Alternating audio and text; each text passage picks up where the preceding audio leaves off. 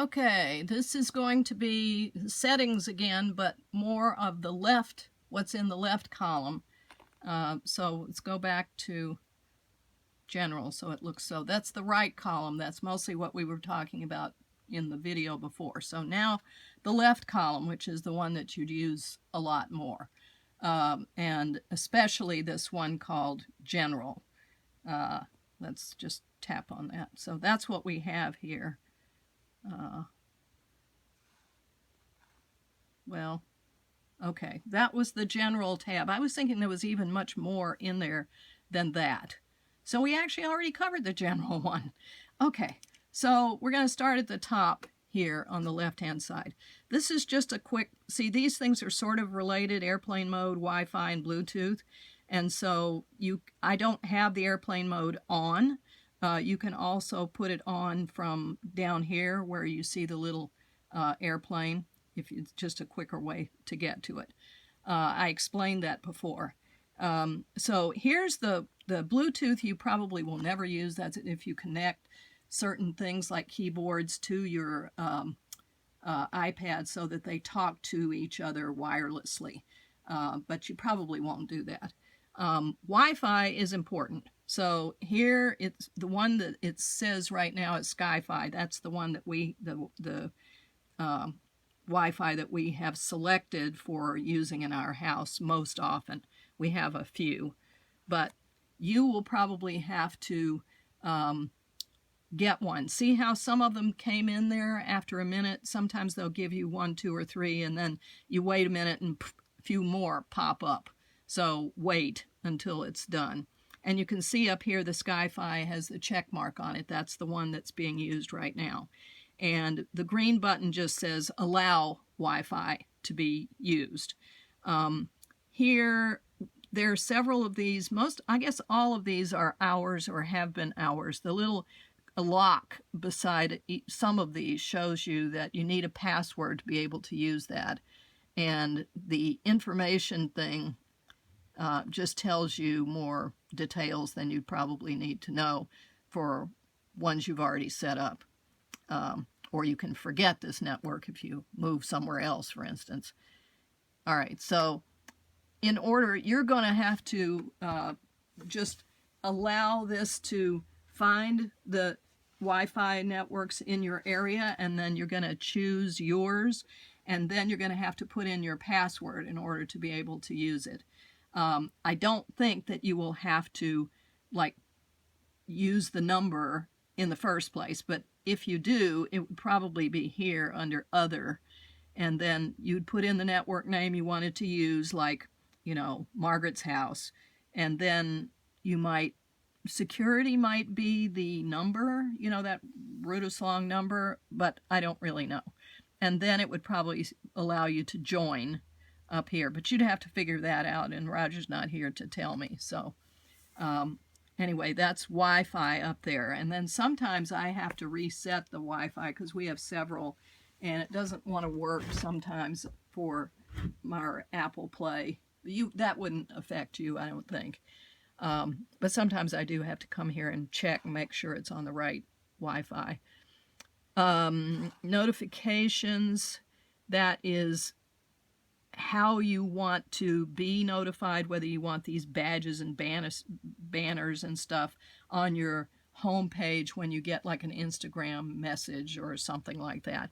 So you can set all of these things the way that you want it. For instance, here I have Gmail off, meaning that I don't have it on. I don't want to be notified every time I get a Gmail. That would just annoy me. But I do want to be notified every time I get a text message. So here I have allowed that, and I have allowed it to use badges, banners, and sounds, which here you can, the sound I've chosen is popcorn. And this tells me, yes, it's okay to show it on the lock screen. This is what they look like when they call them alerts and banners and so forth. And previews, yes, I like to see the preview. It tells me the first line or two of whatever the thing is, like if it's a text or something. So go back to Notifications view. How do I go back from here to settings? I guess I'll just choose something else. That's notifications. Control center. This tells you I've got both of them set to yes. It just allows you to use it pretty much. And the do not disturb is very similar to the airplane mode, but you'd have to look that up. Now, general was this huge thing that had all these different things in it, including keyboard. Other things are like the display and brightness. I've set it to a little bit more than medium for you because I find as I get older I need that, but you can set it quickly, and you can also set it, I believe, on the thing down here. Yes, right here. See, there's a quick way to change it as well on the quick notification thing. Text size, I have this set at just a little bit above average because I found that I could read that better, but it wasn't so huge that I couldn't see a lot of text at the same time. You can change these things, all of them, if you want. I did not set it on bold text because, like I said, that's almost impossible to read. It's just way too bold. Wallpaper, this is the one, you can change it. So you get, I've left this one because I think you can see the apps on it pretty clearly, but you can choose anything you want, and the way you do that is, and I believe you can choose both for this, I forget what they call this sort of lock screen maybe is what that is, and then this is the apps home screens. So, but if you want something different, you click on that, and then you have choices. And this dynamic, you probably won't want to use. It uses up a little more battery, and it kind of moves a little bit, and I just find it very distracting. So stills is probably what you'd want. And so you would click stills, and you get a selection of things that they have already chosen for you. So you can use any of those. Or you can choose anything that you have on your iPad.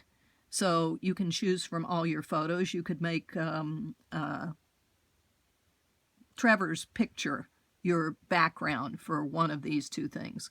Or any photograph that you went out and took in your backyard with your iPad, you know, you could use that as your back, because it's anything that's inside this iPad you can choose. You can also choose screenshots, which I guess I've taken one for some reason. But you would just choose, you know, one of these, or go out and take one. Even something you found online, you could take a screenshot of that, and then that would be a photo of yours that would appear in your all photos, and you could then go select that to use as your wallpaper. So that's fun. You can spend an hour or more trying them out and taking new ones yourself and stuff like that. I find that fun, but you can do whatever you want. So sounds. This is the general level of the sounds. Let's see, the volume of the ringer and alerts will not be affected by the volume buttons. Okay, I'm not sure. Change with buttons. No, I didn't want to do that. Anyway, I'm not quite sure what that is, but mine is just about in the center. So these are some of the sounds that you have. And there are ringtones. Let's see. This is where you select the sound that you want for a particular thing that's going to happen. So, for instance, the ringtone, if somebody is calling you with a regular call, you can choose any of these. This one called opening is the default. And you have more down here, if you notice. These are called classic. So if you click on that, you get many more. And I often use these older ones instead of the newer ones. So, but you can select your sounds. That would be the one for your phone calls. The next one you have is for your texts. And in your texts, I don't know if you can do it here. I guess you can't, but there is some way, like I showed you before, where you can set a different tone for sound for each person who is going to text you or call you or send you mail. Now this says I do have thing for new mail, but I'm pretty sure it doesn't work. Maybe that's for the Apple Mail, which I never use. I use Gmail.